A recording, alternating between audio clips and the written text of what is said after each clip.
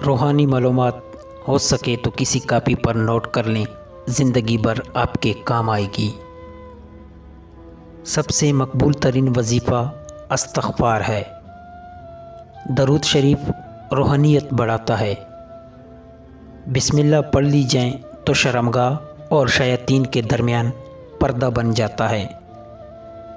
ایک انار کھانے سے دل 40 دن تک منور رہتا ہے۔ باوضو رہنے سے رزق اور عمر میں اضافہ ہوتا ہے۔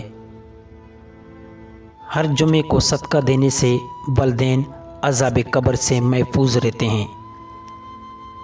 جس گھر میں محمد نام کا بچہ ہوگا، اس گھر میں ہمیشہ خیر و برکت رہے گی۔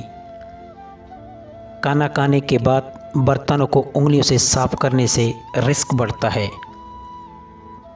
جمعے کے دن ناخن کاٹنے سے بیماریوں سے شفا ملتی ہے۔ جو شخص نوح علیہ السلام پر 3 بار درود سلام بھیجے، اس کو سانپ بچھو نہیں کاٹ سکتا۔ زیتون کی مالش بدن پر کرنے سے شیطان 40 دن تک دور بھاگتا ہے۔ ہر مہینے کے پہلے 3 دن شہد چاٹنا بڑی تکلیف سے محفوظ رکھتا ہے۔ جو شخص نہار منہ 7 عدد کھجور کھائے گا، اس پر کبھی جادو اثر نہیں کرے گا۔ جو چیز یقین کامل کے ساتھ اللہ کے سپرد کر دی جائیں، وہ کبھی چوری نہیں ہوتی۔ جو دن میں گناہ نہیں کرتا، اسے رات میں مصلی پر کھڑے ہونے کی توفیق ملتی ہے۔ جو دن میں گناہ کرے گا، وہ رات کو تہجد نہیں پڑھ سکتا۔ پاؤں سن ہو جائے تو درود پاک پڑھنے سے فوراً ختم ہو جاتی ہے۔ کھڑے ہو کر شلوار پہننا انسان کو سنگ دل بناتا ہے۔ والدین کی طرف دیکھنے سے نظر میں اضافہ ہوتا ہے۔ عاشورہ کے روز کھانا کھانے سے سال بھر کا رزق اللہ پاک مفت دیتا ہے۔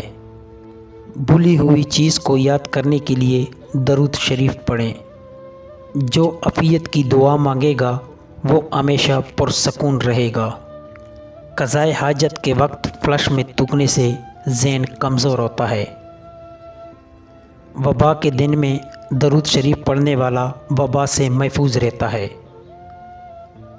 سانپ دانتوں سے ڈستا ہے اور انسان آنکھوں سے، اسی لیے ہمیشہ اپنی آنکھوں کی حفاظت کریں۔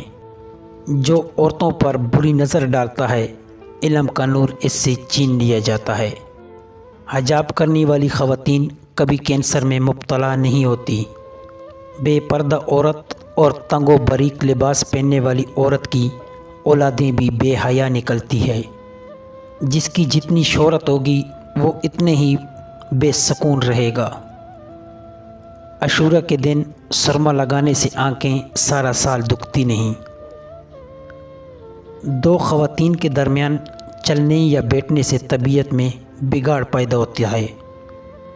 قبروں پر لگے خطبے پڑھنے سے ذہن کمزور ہوتا ہے۔